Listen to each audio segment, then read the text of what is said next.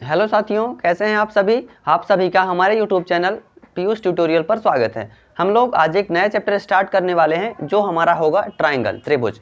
इसके बारे में आप पिछली क्लास में यानी क्लास 9th में काफ़ी चीज़ें पढ़ चुके हैं कि हमारे त्रिभुज क्या होते हैं, त्रिभुज के प्रकार क्या होते हैं, यानी जितने भी प्रकार के त्रिभुज होते हैं उनके बारे में आपने पढ़ा है पिछली क्लास में। क्लास 10th में हम लोग जो हमारा त्रिभुज से रिलेटेड है वो हमारी क्या है, सिमिलरिटी है, यानी समरूपता। हमें क्या पढ़ना है, समरूपता पढ़ना है। आपने पढ़ा होगा त्रिभुज में कि जो सर्वांग क्षमता होती है यानी कॉन्ग्रुएंस जो होता है वो आपने पढ़ा होगा कि कोई जो त्रिभुज है या कोई भी दो आकृतियां हैं वो क्या होती हैं, वो सर्वांगसम कब होती हैं। तो आपने सीखा होगा कि जैसे आपके कोई दो त्रिभुज बने हुए हैं इस तरीके से, यानी एक हमारा अगर क्या है, हमारा ABC है, ठीक है, क्या है, ABC है, और इसी तरीके से कोई एक बना हुआ है, सेम तरीके से ही बनाया जब जाता है कोई PQR।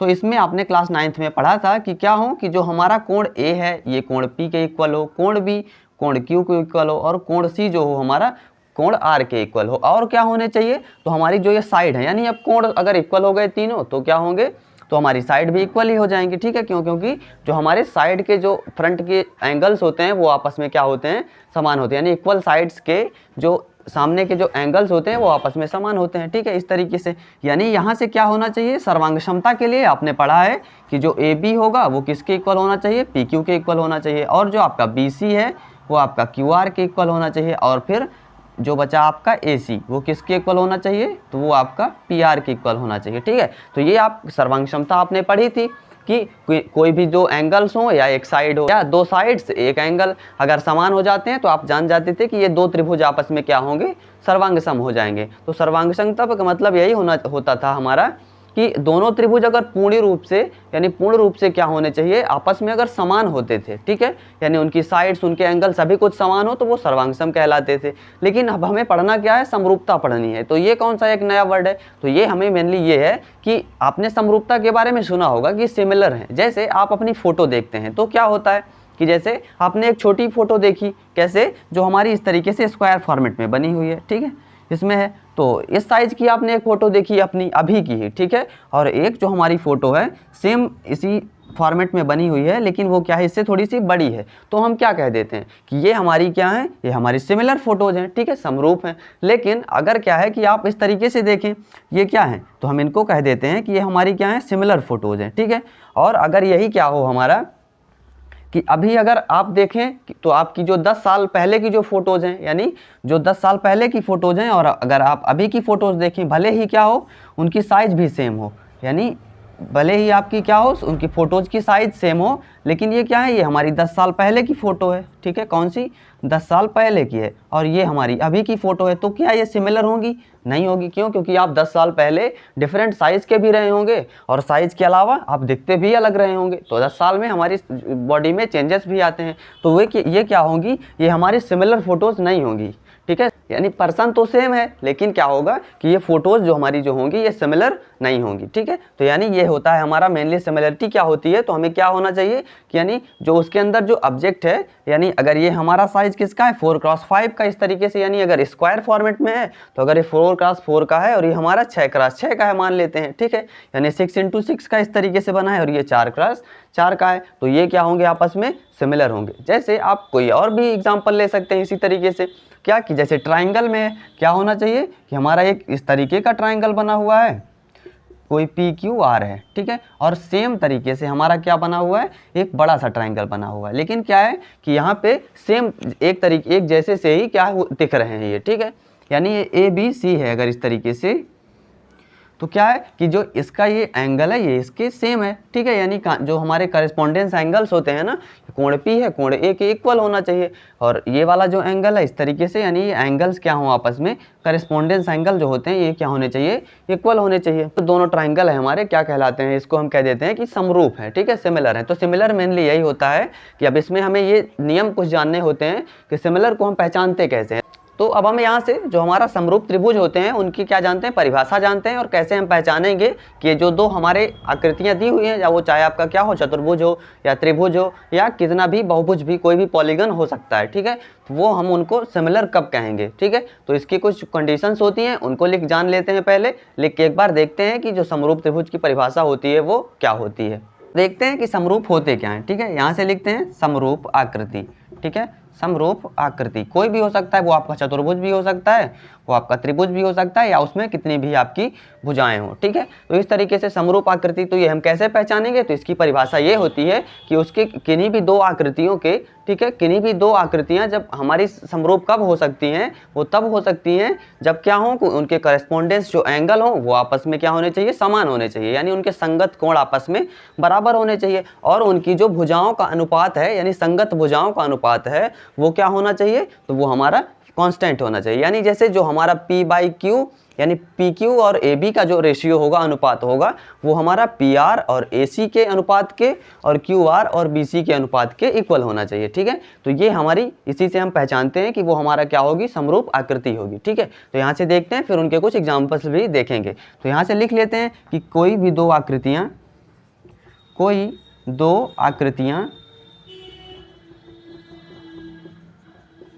आकृतियाँ समरूप होती हैं जब पहला क्या होना चाहिए, तो उनके संगत कोण आपस में बराबर हों,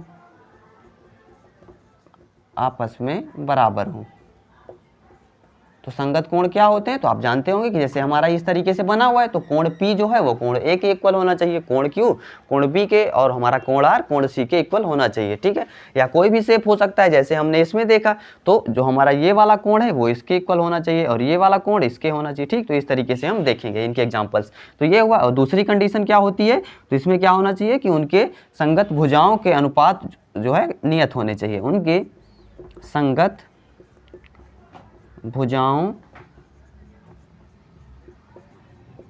के अनुपात बराबर होने चाहिए,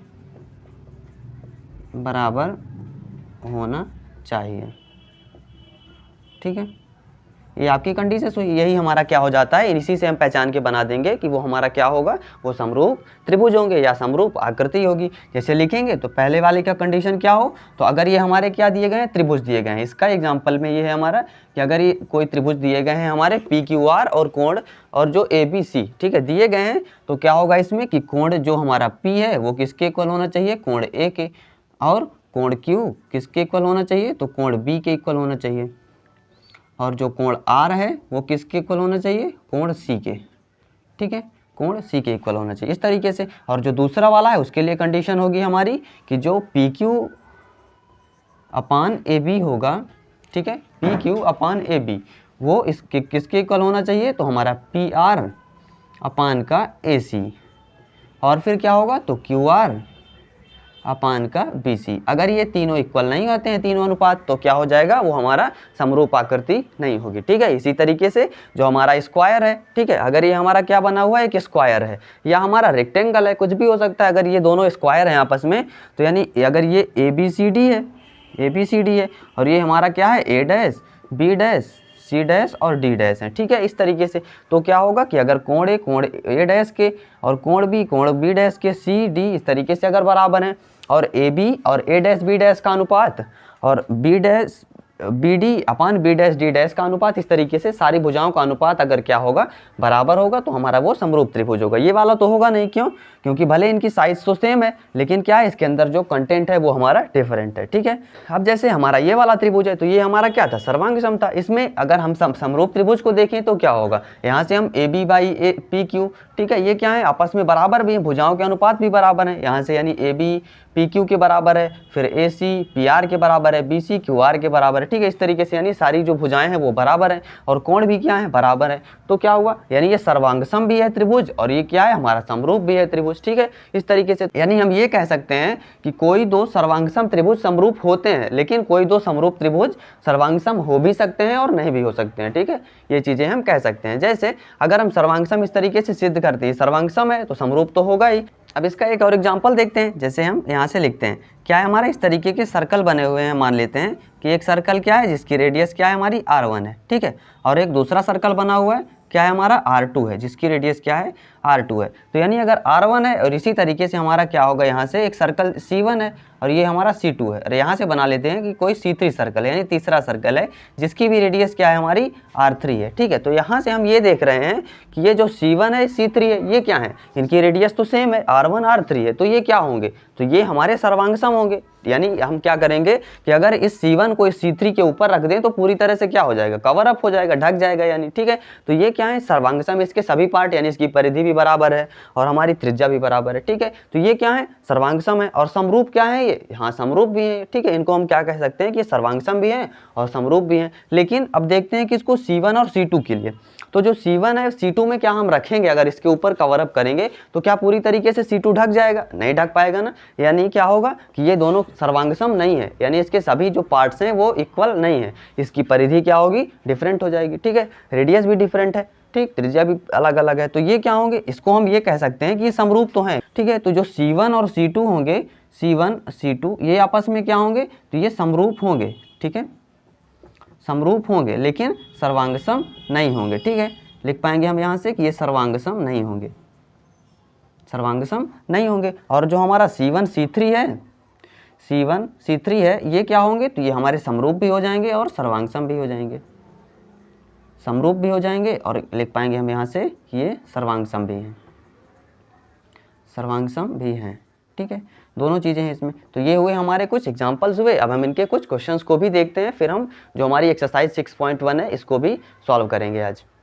तो अब इनके एग्जांपल्स देखते हैं। जैसे हमारा पहला है, क्या बोला गया इसमें, इस तरीके से बना हुआ है, क्या है हमारा, रेक्टेंगल है, आयत है। ठीक है, आयत है और ये भी हमारा एक आयत बना हुआ है। ठीक है, इसमें क्या लिखा गया, मान लेते हैं क्या है कि ये कोई PQRS है और ये वाला हमारा क्या है, ABCD है, मान लेते हैं ABCD है। ठीक है, तो यहाँ पे हमें बताना है कि क्या है कि ये समरूप है या नहीं है। ठीक है, ये चीज़ें हमें बतानी है। तो समरूप के लिए क्या होता है, आपने भी पढ़ी, कंडीशंस पढ़ी हैं क्या, कि उनके क्या होने चाहिए कि कोण, जो संगत कोण है वो आपस में बराबर होने चाहिए। ठीक है, और जो इनकी संगत भुजाएं हैं उनका अनुपात क्या होना चाहिए, बराबर होना चाहिए। यानी PQ और AB और QR और BC इन सब का अनुपात क्या होना चाहिए, बराबर होना चाहिए। ठीक है, तो यहाँ से चेक करते हैं क्या दिख रहा है आपको, कि यहाँ पे हम लिख पाएंगे कि इसका भी 90 है, इसका भी 90 है। यहाँ पे जो सभी बने हुए हमारे राइट एंगल का साइन है, तो क्या है कि सभी राइट एंगल है। तो यहाँ से हम ये लिख पाएंगे कि दोनों आकृतियों में, ठीक है, दोनों आकृतियों में संगत कोण क्या है, जो हमारा कोण P है वो किसके, कोण A के इक्वल है। ठीक है, और जो कोण Q है वो कोण B के इक्वल है। ठीक है, यहाँ से फिर कोण जो हमारा R है वो कोण C के इक्वल है, कोण R इज इक्वल टू कोण C। ठीक है, और जो फिर हमारा एक कोण और बचा, कौन सा, S, कोण S जो है वो किसके इक्वल है, कोण D के इक्वल है। ठीक है, तो यहाँ से जो हमारे चारों कोण हैं वो संगत कोणों के आपस में बराबर हो गए। अब भुजाएं हम देखते हैं, तो क्या होगा, संगत भुजाओं के लिए, संगत भुजाओं के लिए, भुजाओं के लिए तो ये क्या होता है, तो हम यहाँ से कह पाएंगे कि जो PQ अपान AB का जो रेशियो होगा वो किसके इक्वल होना चाहिए, तो QR और रेशियो किसकी, BC के। इसी तरीके से RS किसके, CD के, और हमारा SP किसके इक्वल होना चाहिए, AD के होना चाहिए। ठीक है, इस तरीके से आपको करना है। तो चेक करते हैं, यहाँ से क्या है, 1.4 है, यहाँ से लिखेंगे 1.4 अपान में 2.8 है, ये क्या आ जाएगा हमारा, 2 आ जाएगा। ठीक है, इसी तरीके से QR है यानी 0.9 है और BC का मान क्या है, 1.8 है। यहाँ से RS का मान क्या दिया गया, 1.4 है और इसका CD का अनुपात कितना है, 2.8 है। इसी तरीके से PS का मान कितना है, 0.9 और इसका क्या है, 1.8 है। तो यहाँ से हम देख रहे हैं कि सभी में क्या आ रहा है, तो यहाँ से भी क्या आएगा हमारा 2 आएगा, डेसिमल कट हो जाएंगे आपस में, 14 दूना 28, 2 हुआ, फिर यहाँ से 2 ही आएगा, ये भी 2 आएगा और ये भी 2 आएगा। तो ये दरअसल क्या हो गए, ये सभी बराबर हैं, यानी जो संगत भुजाएं हैं उनके अनुपात आपस में बराबर हैं। तो ये क्या हो जाएगा हमारा, अतः यह समरूप आकृति हो जाएगी। इसलिए यहाँ पे लिख देंगे अतः यह समरूप है। ठीक है, समरूप है, इस तरीके से आपको करना है। अब इसमें देखते हैं क्या दिया गया इसमें, कि जो AB और CD इस तरीके से एक वर्ग स्क्वायर बनाया हुआ है हमारा, और ये क्या है हमारा, एक इसमें देख रहे हैं कि एक 95 कोण है, एक 85 है, दूसरा भी फिर 95 है, 85 है। ठीक है, इस तरीके से बना है, यानी ये हमारा क्या है, स्क्वायर तो नहीं है, ये क्या है हमारा समचतुर्भुज है, इसको हम क्या कह सकते हैं, समचतुर्भुज बना हुआ है। ठीक है, तो समचतुर्भुज है, ये स्क्वायर है। तो इसमें हम क्या देख रहे हैं कि जो भुजाएं हैं यानी ए बी और पी क्यू का रेशियो क्या होगा, सेम होगा, 1/2 ही आएगा। और यहाँ से बी सी और क्यू आर का रेशियो भी 1/2 है, यानी यहाँ से हम ये कह सकते हैं कि कोणों के मान क्या होंगे, तो अलग होंगे। चूंकि स्क्वायर है तो क्या होगा, इन सभी के मान क्या होंगे, 90 होंगे। इसमें 95, 85 इस तरीके से दिया हुआ है, यानी यहाँ से हम ये लिख सकते हैं कि ये आपस में क्या होंगे, समरूप नहीं होंगे। तो क्यों नहीं होंगे, समरूप नहीं होंगे, नहीं है। रीजन देंगे तो क्या देंगे यहाँ से कि संगत कोण बराबर नहीं है, बराबर नहीं है। ठीक है, संगत भुजाओं का तो अनुपात बराबर है, लेकिन संगत जो कोण है आपस में बराबर नहीं है। अब जैसे ये हमारा स्क्वायर बना हुआ है, अगर इसी तरीके से एक हमें स्क्वायर इस आकृति का सेम तरीके का ही बना दिया गया होता, ठीक है, इसी तरीके का एक स्क्वायर बना दिया गया होता है। मान लेते हैं कि आप पी क्यू आर एस है, ठीक है, पी क्यू आर एस है, ये क्या होते, सभी 4-4 सेंटीमीटर के होते सभी, और इनके कोण भी क्या होते, 90 डिग्री के होते। सारे कोण कितने के होते, 90 डिग्री के, 90 डिग्री के। ठीक है, तो तब क्या कह सकते थे हम कि जो हमारा ये वाला होगा और ये वाले आपस में क्या होंगे, समरूप होंगे। ठीक है, तो इस तरीके से आपको समरूप जो है वो आपको समझ में आया होगा। अब हम जो हमारी एक्सरसाइज 6.1 है उसको करते हैं। अब आइए जो हमारी एक्सरसाइज 6.1 है इसको सॉल्व करते हैं। इसमें हमें कुछ क्या बताया गया कि जो पहला क्वेश्चन है, कोष्ठकों में दिए गए शब्दों से सही रिक्त स्थानों को भरिए। ठीक है, यानी हमें बताना है कि इन ब्रैकेट्स में कुछ वर्ड्स दिए हुए हैं, ठीक है, जो आपने पढ़ा, सर्वांगसम और समरूप आप अब तक आप अच्छी तरीके से समझ चुके होंगे, तो बस उन्हीं के बारे में आपसे पूछा गया है। ठीक है, और उनकी जो प्रॉपर्टीज होती हैं उनसे पूछा गया है। तो देखते हैं कि पहला क्या बोला गया है कि सभी वृत्त, फिल इन द ब्लैंक है, फिर पूछा गया कि होते हैं। ठीक है, पूछा गया इसमें कि ऑप्शन दिए गए आपके सर्वांगसम और समरूप होते हैं। तो अभी आपने सीखा भी था कि जो सभी वृत्त होते हैं वो क्या होते हैं। तो अभी आपने सीखा था कि सर्वांगसम क्या होते हैं, कि जब किन्हीं दो वृत्तों को सभी वृत्त बोल दिया गया है, इसका मतलब क्या होता है कि वो छोटा भी हो सकता है, एक बड़ा भी हो सकता है। तो क्या होगा, क्या ये सर्वांगसम होंगे, नहीं होंगे, क्या होंगे, ये समरूप ही होंगे। ठीक है, समरूप का मतलब क्या होता है कि इनकी जो रेडियस है या जो भी हमारी भुजाएं हैं, संगत भुजाएं हैं, ठीक है, या कोण है, वो आपस में क्या होना चाहिए, संगत भुजाओं का अनुपात आपस में बराबर होना चाहिए। तो यहाँ से जो भुजा क्या है, हमारी परिधि है, तो इनका अनुपात क्या होगा, एक रेशियो आएगा। ठीक है, तो इस तरीके से हम कह सकते हैं कि जो सभी वृत्त होते हैं वो सर्वांगसम नहीं होते हैं, क्या होते हैं, समरूप होते हैं। ठीक है, तो यहाँ पे हम भरेंगे क्या कि समरूप होते हैं। इसका एग्जाम्पल आपने देखा भी था थोड़ी देर पहले। ठीक है, अब देखते हैं कि सभी वर्ग क्या होते हैं। तो सभी वर्ग क्या होते हैं, जैसे अभी आपने सीखा कि अगर इस तरीके से एक बनाया गया है, ठीक है, एक वर्ग है और एक इसी तरीके से बड़ा सा वर्ग बना दिया गया स्क्वायर, ठीक है, तो क्या होंगे ये आपस में, यानी कोण तो इनके आपस में सभी के समान होंगे, वर्ग हैं, लेकिन भुजाओं के मान डिफरेंट हो जाएंगे। तो क्या होंगे, सर्वांगसम में क्या होता है, भुजाओं को भी बराबर होनी चाहिए। ठीक है, भुजाओं को भी बराबर होना चाहिए और जो कोण है उनके भी मान आपस में बराबर होने चाहिए, तब वो सर्वांगसम होते हैं। लेकिन समरूप में ये होता है कि कोण के जो संगत कोण हो वो बराबर होने चाहिए और भुजाओं का अनुपात बराबर होना चाहिए। ठीक है, यानी कोई भी अगर वर्ग होगा तो वर्ग में क्या होता है, वर्ग की प्रॉपर्टी ही यही होती है कि उनके जो कोण होते हैं, सभी कोणों का मान कितना होता है, वो 90 डिग्री के होते हैं। ठीक है, और जो भुजाएं होती हैं वो कुछ भी हो सकती हैं। ठीक है, यानी उनका अनुपात क्या होगा, बस इतना होता है कि सारी भुजाएं समान होती हैं। अगर ये 4 है तो ये भी 4 होगी, ये भी 4 होगी। ठीक, और इनका रेशियो फिर क्या होगा, इसका चाहे मान कुछ भी हो, अगर इसका 1 है तो इसका 4 है तो 1/4, इसी तरीके से इसका 1 है तो इसका भी 4 होगा। ठीक, 1/4, यानी सभी का अनुपात क्या होगा, बराबर ही आएगा। तो यहाँ से हम कह सकते हैं कि सभी वर्ग जो होते हैं वो क्या होते हैं, आपके समरूप होते हैं। ठीक है, तो यहाँ पे भी क्या आएगा, आपका समरूप आएगा। ठीक है, ये हुआ। फिर देखते हैं तीसरा वाला क्या बोला गया इसमें कि सभी फिल इन द ब्लैंक है, फिर हमारा त्रिभुज समरूप होते हैं। कौन से त्रिभुज समरूप होते हैं, तो हमें ऑप्शन दिया गया है समद्विबाहु और समबाहु।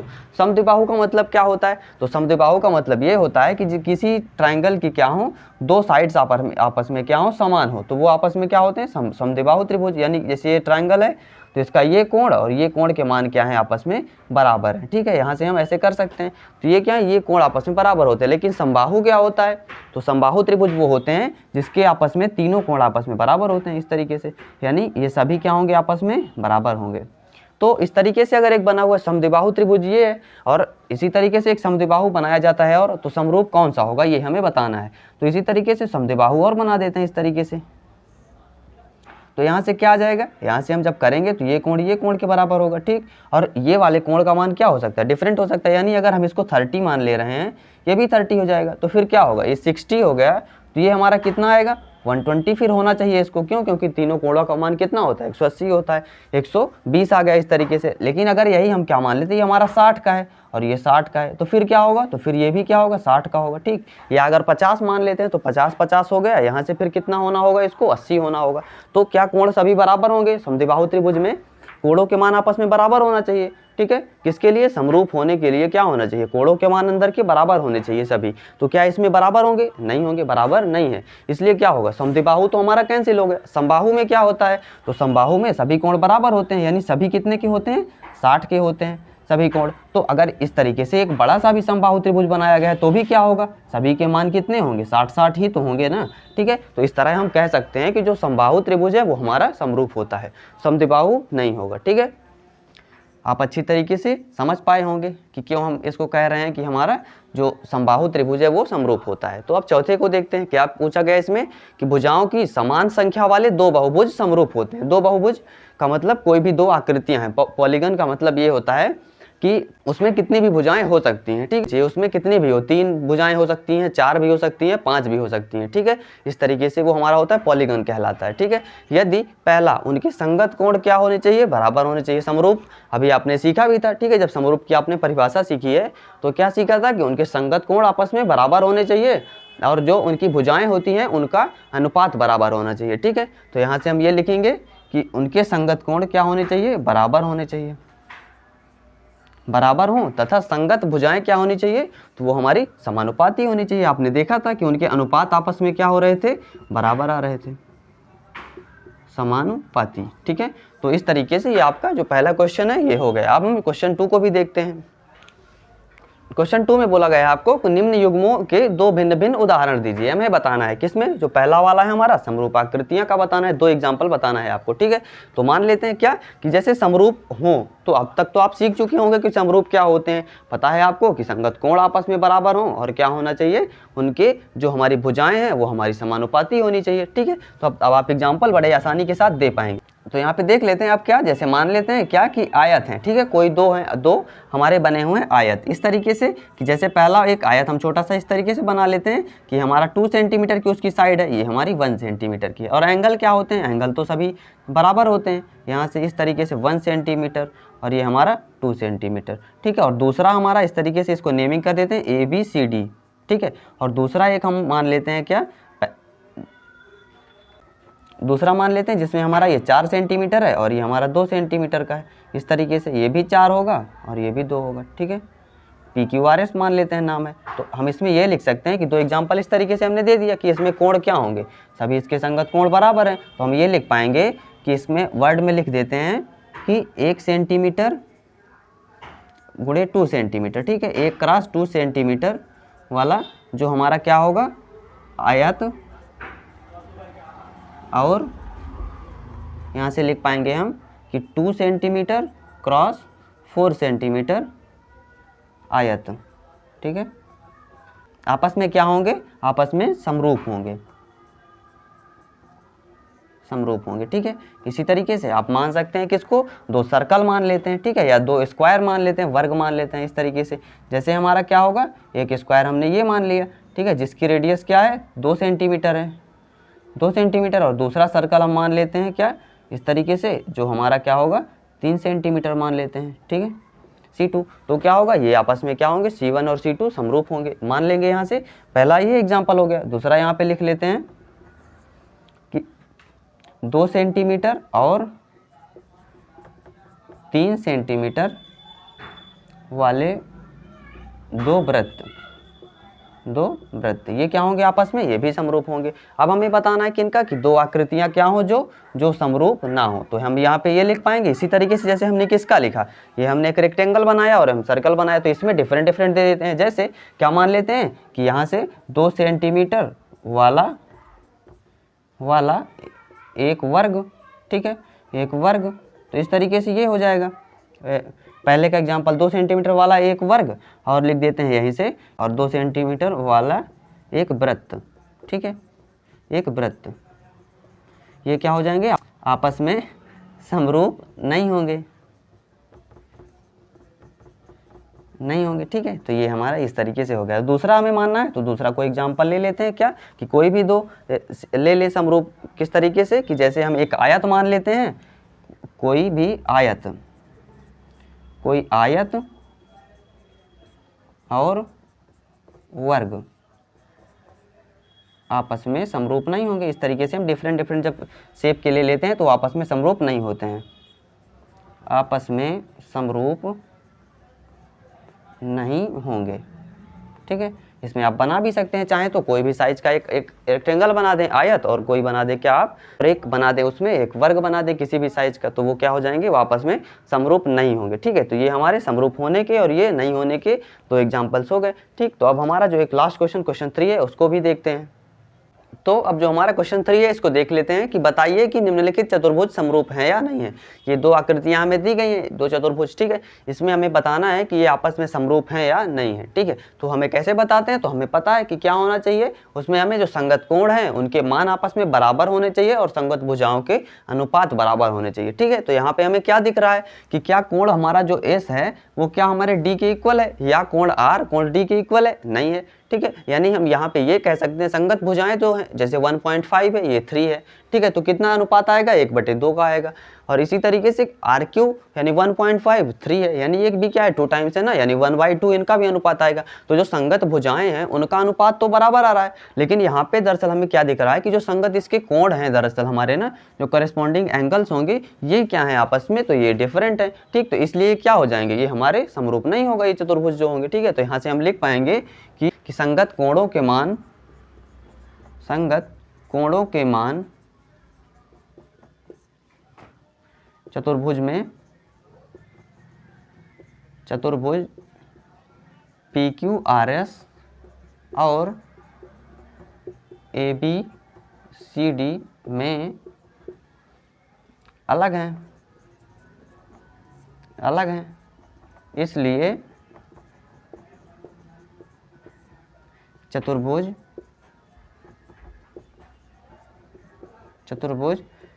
PQRS जो हमारा चतुर्भुज होगा कौन सा, ABCD के समरूप नहीं है, समरूप नहीं है। ये हमारा क्या हो गया, रीजन हो गया। बस आपको इतना ही लिखना है। ठीक है, आप दिखाना चाहें तो यहाँ पे दिखा भी सकते हैं कि कोण जो हमारा एस है वो कोण डी के, ठीक है, कोण डी के इक्वल नहीं है। और यहाँ पे और भी लिख सकते हैं कि कोण जो हमारा आर है वो कोण सी के इक्वल नहीं है। ठीक है, इस तरीके से और भी जो एंगल्स आपके दिए गए हैं उनको भी लिख सकते हैं इसी तरीके से। और क्या होगा कि यहाँ से जो भुजाएं का अनुपात है वो तो हमें इक्वल दिख रहा है, तो रीजन हमें क्या देना है कि कोण इनके इक्वल नहीं है, इसलिए हमने ऐसा लिख दिया। ठीक है, तो ये हमारी जो एक्सरसाइज 7.1 है ये आज आपकी कंप्लीट हो चुकी है। अब हम लोग जो नेक्स्ट क्लास होगी हमारी उसमें जो हमारे एरिया रिलेटेड और यानी एरिया से संबंधित और जो इनकी भुजाओं में क्या रिलेशन होता है समरूप त्रिभुजों के, उनसे रिलेटेड जो कंसेप्ट होंगे उनको अच्छे तरीके से आप समझेंगे, और जो हमारी एक्सरसाइज 6.2 होगी उसको हम लोग सॉल्व करेंगे। अगर हमारा ये वीडियो आपको पसंद आया हो तो वीडियो को लाइक ज़रूर करें और चैनल को सब्सक्राइब भी करें। तब तक के लिए धन्यवाद।